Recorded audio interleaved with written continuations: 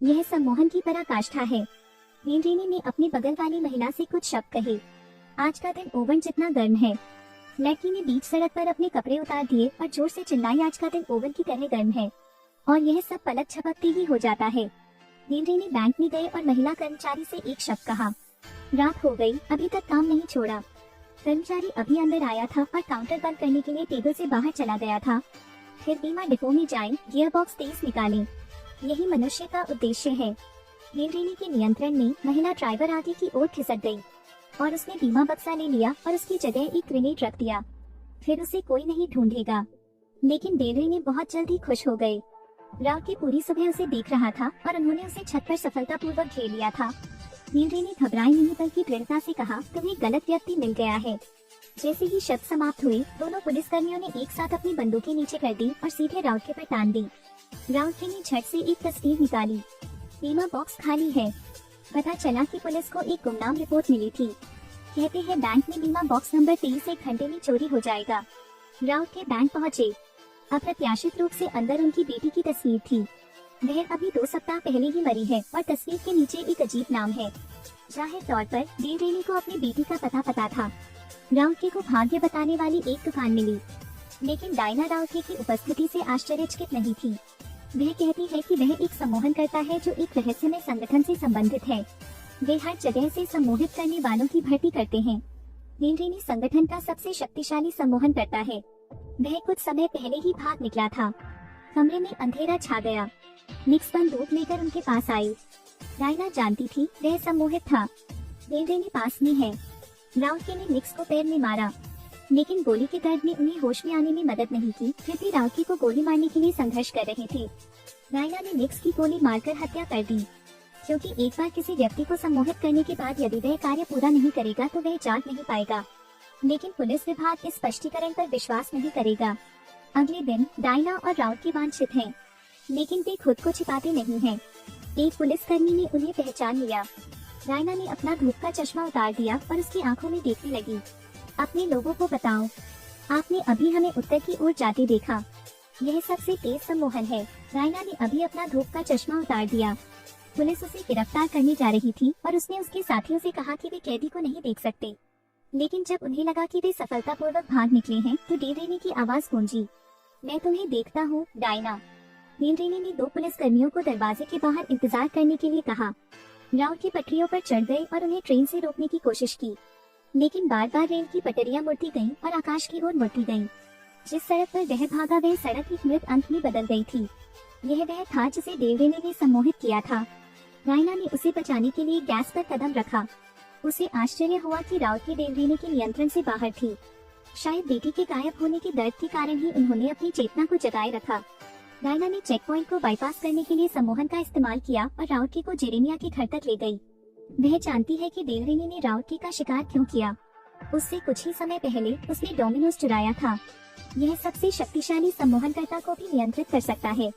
Domino's से छिपने के लिए रीनी ने सम्मोहित होने से बचने के लिए अपनी याददाश्त मिटा दी। प्रत्येक सम्मोहन चिकित्सक ने स्वयं को याद दिलाने के लिए सक्रिय स्मृति को बरकरार रखा है। वह चित्र रीनी का ट्रिगर है। लेकिन जब जेरेमिया ने तस्वीर लेनी चाही तो डायना को अचानक लगा कि कुछ गड़बड़ है। रीनी ने उन्हें फिर से सम्मोहित कर लिया। वे बाहर भागे। सभी प्रभारी लोग उनके पास आए। राउत ने एक मोटरसाइकिल चुराई, लेकिन मकान तो चलता है, रास्ता भी टेढ़ा हो जाता है। डायना का कहना है कि यह सब भ्रम है, बहादुरी से आगे बढ़ना होगा। किसी समय एक ट्रक ने उनका रास्ता रोक लिया। रीनी करीब आ रहा है। जैसे ही चारों की नजरें मिली, एक अदृश्य शक्ति दोनों के बीच खड़ी हो गई। सभी सम्मोहित लोगों ने एक साथ अपनी बंदूकें घुमा दी। राउत के पास नियंत्रण है, क्या वह भी सम्मोहक है? डायना को संगठन का पूर्व प्रोग्रामर मिल गया। नदी राउत का नाम डेटाबेस में दर्ज करती है। पता चला वह एक साधारण पुलिस वाला ही था। रिवर को राउत की पत्नी की फाइल इंक्रिप्टेड मिली। रीनी की असली पहचान एक गुप्त एजेंट के रूप में सामने आती है। राउत को विश्वास नहीं हो रहा था। वह अपनी पत्नी को कॉलेज के समय से जानता था। फिर शादी करो और बच्चे पैदा करो, बहुत शांतिपूर्ण और खुश। क्या वह आपसे हमेशा झूठ बोलती है? बेटी मिली अचानक गायब हो गई। रीनी इतनी दुखी हुई कि उसने तलाक ले लिया। क्या लापता लड़की का उससे कोई लेना देना हो सकता है? राउत का पतन हो गया। डायना अनायास ही सांत्वना की ओर बढ़ी। अपनेपन की भावना उमड़ पड़ी। राउत को कुछ याद आ रहा था। उसे डायना के बारे में पता चलता है। उसे पता चलता है कि उसका नकली नाम उसकी पत्नी के समान है। राउती ने तुलना करने के लिए दोनों तस्वीरें खोली। ध्यान से देखा तो उनकी पत्नी का चेहरा डायना के चेहरे में बदल गया। उसने फिर से डोमिनोज शब्द टाइप किया। स्क्रीन पर उनकी बेटी की तस्वीर दिखाई दी। यह पता चला कि डोमिनोज कोई हथियार नहीं था बल्कि डायना थी। वे उत्कृष्ट सम्मोहन करता है, इसलिए जब मिन्नी का जन्म हुआ तो उसमें सम्मोहन की स्वाभाविक प्रतिभा थी। संगठन और उसकी पत्नी दुनिया में सबसे शक्तिशाली सम्मोहनकर्ता बनने के लिए प्रशिक्षण लेना चाहते हैं, लेकिन बेटी को खुशियों से बड़ा होने दो। राउती ने मिन्नी को गुप्त रूप से छुपाया और उसकी यादें मिटा दी। जैसे ही राउती को याद आया, सारे भ्रम दूर हो गए। पता चला कि यह सब बेस पर हुआ। राउती को सम्मोहित करने के लिए उसकी बेटी को खोजने का आयोजन किया गया। पुलिस अधिकारी के रूप में काम करते समय उनकी मुलाकात जिस भी व्यक्ति से हुई वह संगठन का सदस्य था। यहाँ तक कि दृश्यावली भी नकली है। यह पहले से ही 12वां सम्मोहन है। हर बार जब वे सच्चाई के करीब पहुँचे, राउती को होश आ गया। अब चेतन रूप से भी उन्होंने अपने बेटे का स्थान नहीं बताया। 13 दिन बाद तैयारी करें। उसे तेज बिजली का करंट चुभाने के बाद स्क्रिप्ट का मंचन किया गया। पुलिस को एक कॉल मिली।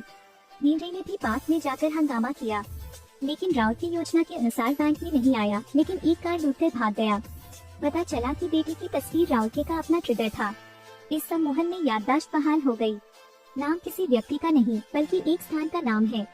राउत ने अपने बच्चों को अपने दत्तक माता पिता के खेत में छुपाया। 3 साल तक न देखने के बाद घर का दरवाजा खुला। मिन्नी बड़ी हो चुकी थी।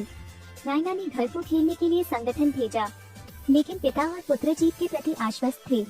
आखिरकार हमने खुद को आजाद कर लिया। घर के चारों ओर हलचल होने लगी। खेत बंजर भूमि में बदल गया। जिस क्षण से उन्होंने खेत में कदम रखा, वे मिन्नी द्वारा सम्मोहित हो गए। रायना जाग गई। यह उनकी योजना थी। मिन्नी का अभी जन्म हुआ है। संगठन उसे हत्या के हथियार में बदलना चाहता है। युगल असहाय है, केवल मिन्नी ही विरोध कर सकती है।